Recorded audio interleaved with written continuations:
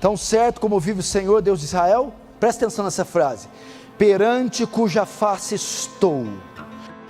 Irmãos, esse é o Deus, o homem que Deus usa, antes de ir diante dos homens, antes de subir num púlpito, antes de fazer missões, antes de falar ao povo, é um homem que passa tempo diante de Deus.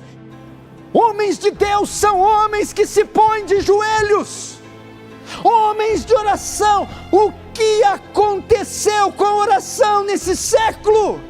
Porque a oração se divorciou da teologia, se divorciou da pregação, se divorciou da doutrina. Só se fala em doutrina, só se fala em PhD. Onde foi parar a oração? É por isso que os nossos púlpitos têm cabeças gordas e corações vazios. É por isso que a mensagem impressiona os ouvidos, mas não toca o coração, não transforma vidas, não salva pecadores. Porque a nossa geração de pregadores não são homens de oração, e falar de oração nesse tempo é legalismo. Mas veja os nossos pais, veja os puritanos, veja os reformadores, veja Edwards, veja Spurgeon, veja Lloyd Jones. Todos eram homens de oração. Comece por Moisés, sobe no Monte Sinai, fica 40 dias na presença de Deus. Sabe quando isso dá em hora? 960 horas na presença de Deus. Olhe para Josué, um homem que se colocava de joelhos. Olhe para Jeremias, não só se colocava de joelhos, mas era um profeta em lágrimas. A Bíblia diz que Deus ia matar o povo de Israel, e Moisés se coloca com o rosto em terra e roga. O hebraico diz que se contorcia. Deus então aplaca a sua ira em resposta à oração de Moisés. Veja Isaías, veja João Batista, e veio a palavra de João Batista quando estava no deserto, fazendo um severo jejum em oração. A Bíblia diz que Jesus ia ao monte e passava a noite inteira orando, e muitas vezes os seus discípulos estavam com ele. O homem que Deus usa é um homem de oração. A A.W. Tozer diz que Deus não se curvou à nossa pressa nervosa. Um homem que quer algo de Deus deve gastar muito tempo com ele em oração. Oração não tem sido praticada. A verdade é que os cristãos hoje nem sabem praticar esse ofício, esse elevado exercício. O que é orar, irmão? Orar nada mais é que entrar no santo dos santos. Meu irmão, véu adentro, cortina adentro. Demorou milênios para isso acontecer. O acesso vetado, tinha um véu de 2 toneladas, não podia ser penetrado por ninguém, só o sumo sacerdote uma única vez por ano. Então vem Cristo, verte o seu sangue, paga o preço, e aquele véu de alto a baixo se rasga. Para quê? Agora eu tenho acesso ao Santíssimo. Agora eu posso ir o tempo que eu quiser, aonde eu quiser, do jeito que eu quiser.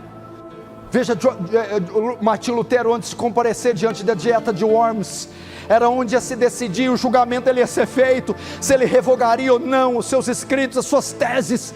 A biografia diz que Lutero passou a noite inteira orando. Alguns dizem que escutou ele brigando literalmente com o diabo, e ele a noite inteira orando, chega diante do seu julgamento e diz: até que eu seja convencido pela palavra de Deus e pela minha consciência, não revogo e não revogarei. Deus me ajude.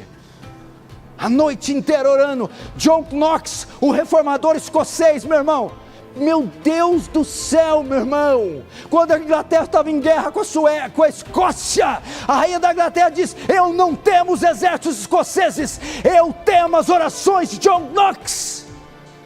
A única maneira de ganhar a batalha era se o dia se estendesse, por se viesse a noite eles perderiam. Então o que Josué diz?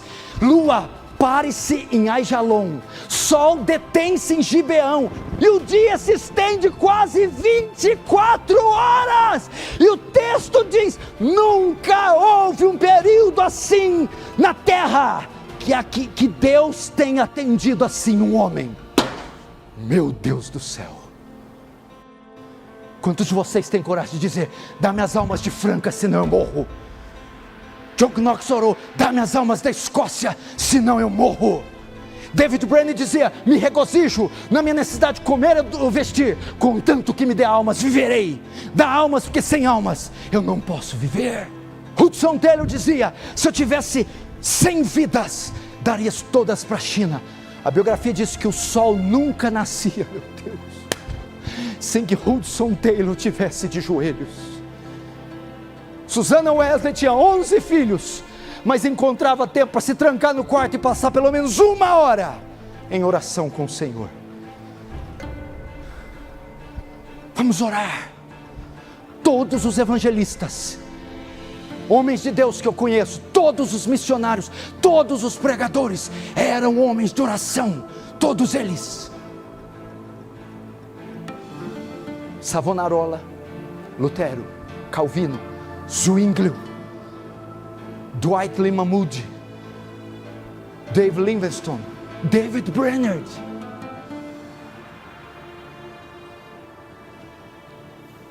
Precisamos resgatar esse ofício.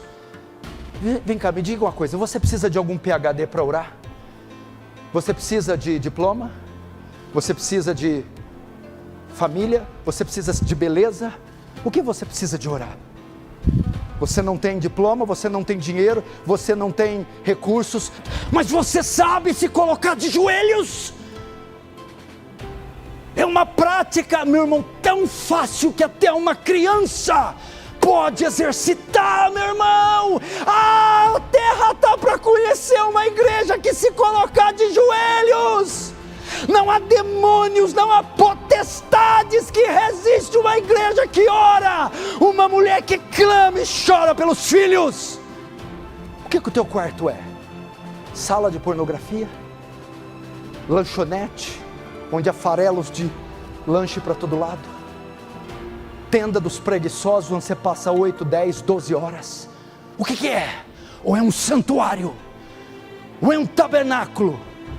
Ou é um quarto de guerra? Eu me lembro de um homem pregando e subiu no púlpito e dizendo: eu não vim aqui essa noite batalhar com o diabo, eu já o venci no quarto do meu hotel, eu já o derrotei lá de joelhos.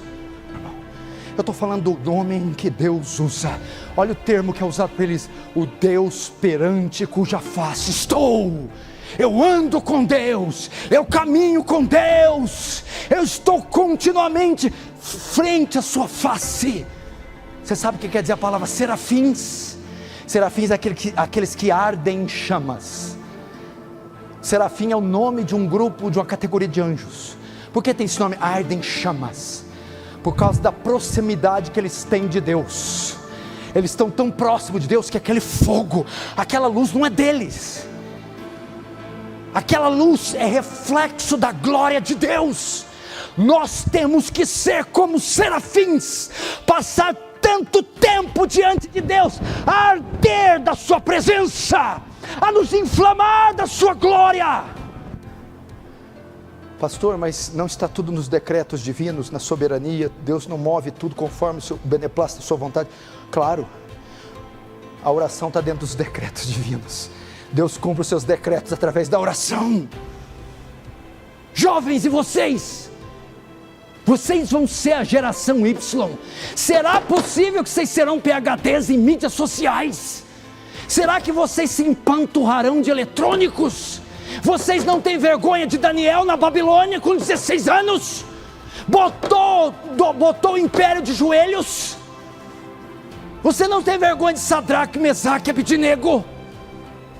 Que diante de uma ameaça de morte, ó rei, fica sabendo, diante da sua estátua não nos curvaremos.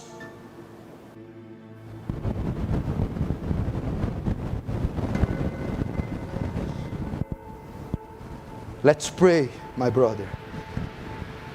Vamos orar.